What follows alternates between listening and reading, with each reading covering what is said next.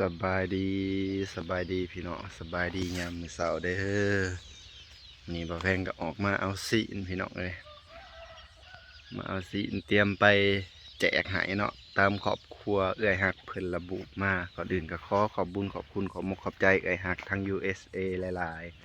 ๆที่อุปถัมภ์คำสู้ครอบครัวบ่แพงแล้วก็ให้ชาวบ้านนำเนาะพี่น้องเนาะได้กินซีนมื้อนี้เป็นมื้อบุญบรรณของไผ่พี่น้องเอ้ยพระเจ้าเฮ็ดซีนยายอ้วนก็กำลังเก็บถั่วเก็บหยังเก็บไปให้ไผแม่ยายอ้วนเก็บถั่วไปเลาะขายหนาวพี่น้องเอ้ยมื้อนี้คือฝนสิตกนี่อากาศหนาวท้องฟ้าครึ้มลมแห้งถาซีนมาพี่น้องเอ้ยบ่แพงก็สิเอาไปแจกให้คนตามที่เอื้อยเพิ่นระบุมารอหลุดรอส้มพี่น้องมีครอบครัวภายในสิได้ถาแต่ซีนมาพี่น้องตอนนี้ซีนมาหอดแล้วพี่น้องจะเอาใส่ถุงเลยพี่น้องจะเอาไปแจกให้รอหลุดรอส้มมีครอบครัวภายในพี่น้องขอบมกขอบใจเอื้อยหลายๆเด้อที่ถือซีนให้ครอบครัวบ่าวแพงน้ำแล้วก็ครอบครัวอื่นๆได้กินน้องพี่น้องเนาะขอให้อยู่ดีมีแหงร่ำรวยร่ำรวยซีน6พูดพี่น้องทั้งเบิดยายอ้วนพูดหนึ่งเหลือหาพี่น้องบาทนี่บ่าวแพงสิเอาไปแจกหลายพี่น้องเอ้ยถุงบักใหญ่โอ้ตัวรอลุดรอสมนำกันพี่น้องครอบครัวภายในเมื่อนี่สีได้พูดละ500แพงกับสีใส่กระสอบเข้าไปเลยตอนนี้กำลังยายอ้วนกำลังเอาพี่อาเข่าให้พี่น้อง1 2 3 4 5แต่ละพูดพี่น้องพูดละ500หลายขนาดเลยใส่ถุงเป็นถุงมาให้พูดหนึ่งเขาเหม็นหน่อยเลยได้พี่น้องอันนี้นะลายนี่เราดุดเราส้มเด้อพี่น้องเด้อสิมีครอบครัวภายในประเภทก็จะเอาเขาไปบ้านนะบัด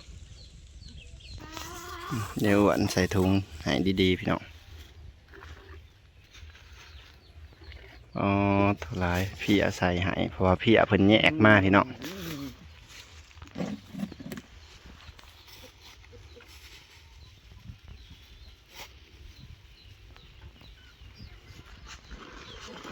ใส่กระสอบแล้วพี่น้องบ้านนี้มาแพงก็จะได้เขาไปยายให้แต่ละครอบครัวเนาะตามเอื้อยเพิ่นระบุมาครอบครัวได้เนี่ย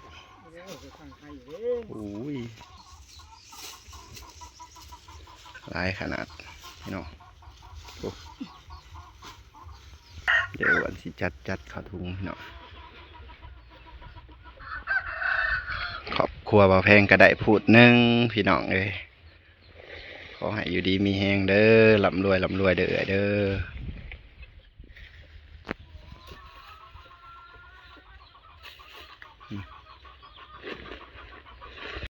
ฮอดครอบครัวแม่น้องวันใหม่ครอบครัวแหละพี่น้องสบายดีพ่อแม่พี่น้องอันขอบบุญขอบคุณหลายๆแล้วให้อยู่ดีมีแห้ง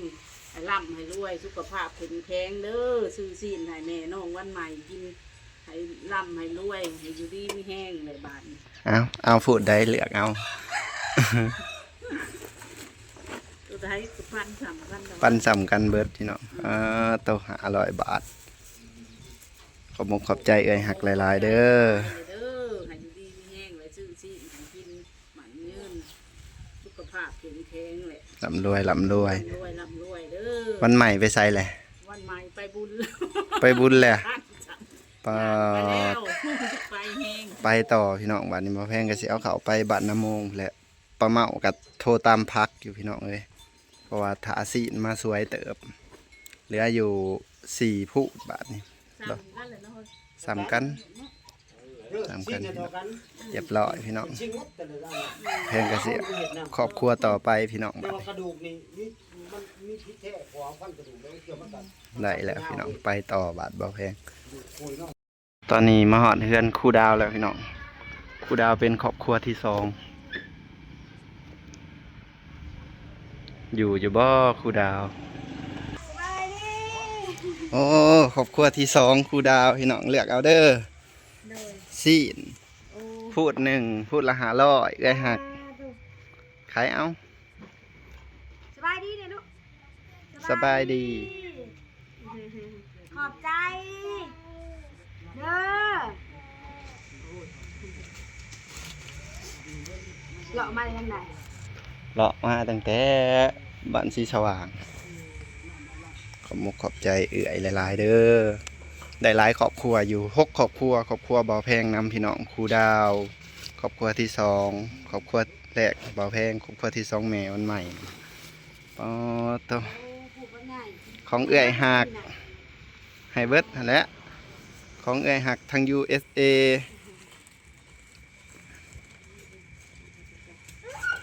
ขอบมุกขอบใจหลายๆเด้อที่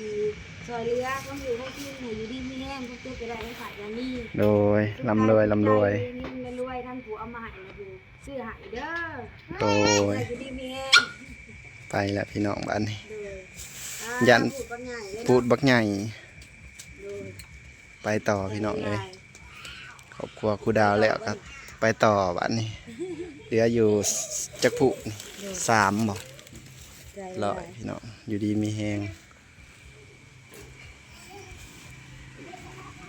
ครอบครัวต่อไปพี่น้องบ้านนี้กระโต๊ะพี่น้องบ้านนี้แห้งกับผ้าเพื่อให้พี่น้องคนลงมาโอ้ทุ่มหมดเขาเลือกปลาทองต่อ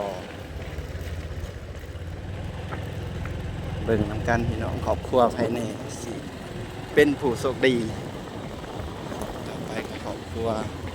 ปลาทองเลาะย้ายแถวหมู่บ้านนี่แหละบ่แพงเลยขอขอบคุณขอบใจหลายๆเพราะว่าได้หลายครอบครัวเนาะพี่น้องปลาทองอยู่เพื่อนพี่น้อง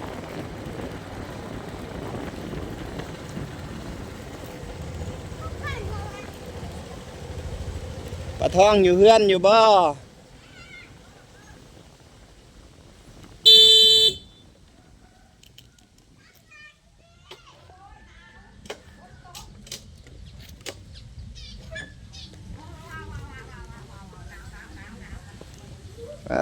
มันได้ของอยู่ของกินนี่แล้วมาใหาย ป้าบโอ้โหโทรขึ้นมาได้หลายแท้อันนี้ พี่ขับอะขับไปไหนพี่เอาตัวพี่ ตัวนี้ของไผเขาไปซื้อหัน เอาพูดหนึ่งนะฮะสี ของไผแน่อันนี้ ของมีของเจ้านำนะฮะพูดหนึ่ง ในเทียดได้บัดนี้ ว่างหูต้อม่วงก็ได้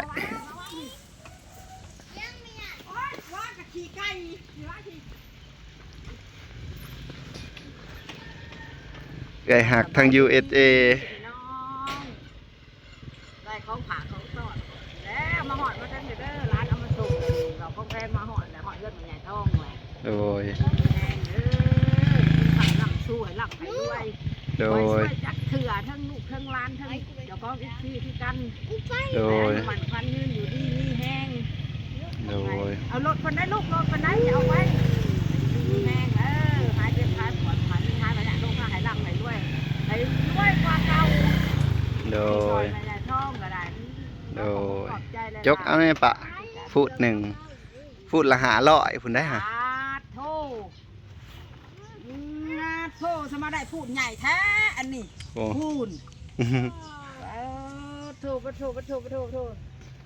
ปลาทองพี่น้องบ้านเหลืออยู่จักพูดนะปะเหลืออยู่2ครอบครัวบ้านนี้พี่น้อง ครอบครัวได้แน่ เดี๋ยวรอหลุดรอส้มพี่น้องว่าครอบครัวได้นี่ได้แล้วพี่น้อง มาหอดมาถึงเลยพี่น้องเอ้ยบุญคำนำสู้มาอุดหนุนในอย่างทองอย่างลูกอย่างร้านมึงในนี่กำหำมันตาโทยัง บ่ต้องหมัดดีก็ได้ปะหาเสียเอาไปเลยไปลำรวยเอื่อยก็ได้ รวยร้านลูกร้านก็ให้อยู่ดีมีแห้งให้นำให้รวย โดย ดีมีแห้งเด้อ ผ้าเอาแห้ง วันหัวอย่าง ไปถาสิจนสวยปกติว่าสิมาตั้งแต่6 โมงพู้นแหละให้มันทันกินเช้าไปพี่น้องครอบครัวต่อไป เอาใส่ก้านโหลด ไปต่อ นะยัง3ผูกเถอะกระตา แม่น หรือบุญธรรม กระตานี่ของบ่าวแพงเองพี่น้องอันนี้ เขาบอกแพงเอง แม่นอันนี้ของบ่าวแพงเอง มาแพงก็ได้ผูก1พี่น้อง แม่นไปต่อพี่น้อง ไปต่อเอาสบายดี สบายดี มาหอดครอบครัวข้าวไก่พี่น้องครอบครัวไอ้ไก่ครอบครัวเมียเตียง โอ้นั่งแต่เสาเถอะเนาะ สะอยู่ จะ สบายดีเด้อพี่น้องหาขลากหนาอะไรกันไปดีอ่ะ ไปใส่ ไปดอง โอ้ก่อนสิไปกินสิอยู่ดองกะ เอาไปก่อนพูดหนึ่ง โอ้ย เอื้อยหัก ขอบใจเด้อ ทาง USA ผู้ใหญ่ใจดีทั้ง USA ขอให้อยู่ดีมีแห้งสุขภาพแข็งแรงร่ำรวยเงินทองเงินไหลกองทองไหลมาเด้อ สา เงิน ธุ ได้ให้ได้ข่าวหาเจ้าสุญญามบอกว่า FC ที่ให้สนับสนุนเนาะและบอกว่า FC ที่เขามาเบิ่งมาส้มส่งบ่าวแพงกับสิ่งกันเด้อ โดยใครเอาเลยไหม สาธุ พูดหนึ่ง ว้าวคันค่ำอยู่ยุนี่พี่น้องครอบครัวสุดท้าย โอ้มันมีบุญปากทั้งเด็กหญิงท้องทั้งเด็กบุญ แม่น เด็กกุศลโอ้ ผู้ให้ก็เขาให้ร่ำรวยทั้งเอื่อยก็ได้ โอ้ยสาธุ ปลาท่องเพิ่นมัดดีแท้ๆเด้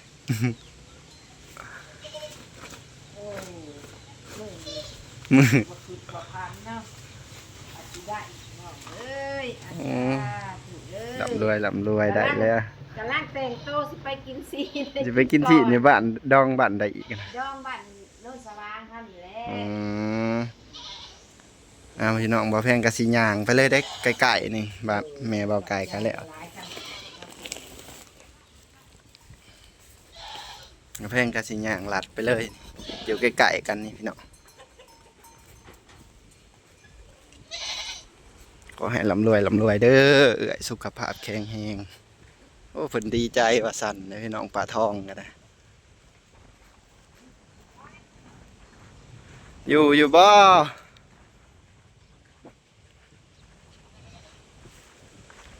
เพิ่นอยู่บ่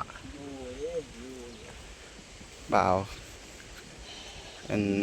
พ่อใหญ่น้องย่าพี่น้องบัดนี่เอามาให้พ่อใหญ่น้องย่าพูดหนึ่งตามเอื้อยเพิ่นระบุมาอยู่บ่ย่าใส่แหละสิ้น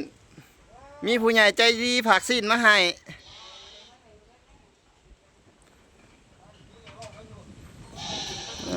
มือนี่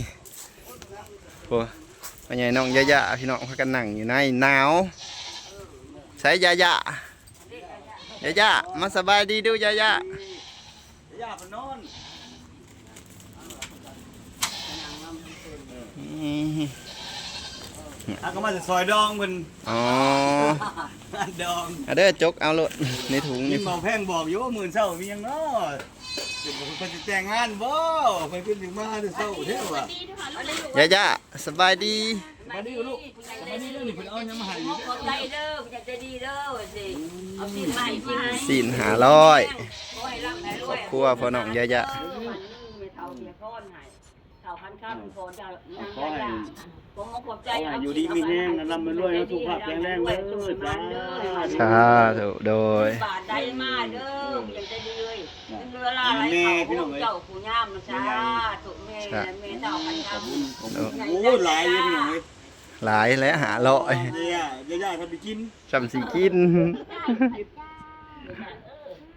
แต่ก็มาในงานดองเพิ่น ก็มาแต่งงานดองว่าสิมาปกติว่าสิมาตั้งแต่6 โมงพุ่นแหละผัดถาซีนน้ำเพิ่นเพื่อเพิ่นสิเฮ็ดแล้วพอดีบ่ พอดีงาม พอดีงามเรียบร้อยพี่น้องบัดทั้งบ่าวแพงก็สิจบคลิปอยู่เฮือนพอใหญ่น้องย่าเลยเนาะขอให้อยู่ดีมีแห้งร่ำรวยเด้อเอ้อยหัก น้องบ่าวแพงเขาว่าอยู่ดีมีแห้งครับแท้แล้วนำด้วยกันนะจ้าดู สาธุ เป็นแต่พานบุญเนาะ โดยสบายดีเบิดสุคนเรียบร้อยพี่น้องเสร็จสิ้นภารกิจตามที่เอื้อยเพิ่นบอกมาแต่ละครอบครัวได้ครบเบิดทุกครอบครัวเลยทั้งครอบครัวบ่าวแพงก็ขอให้เอื้อยอยู่ดีมีแห้งร่ำรวยสบายดีบัด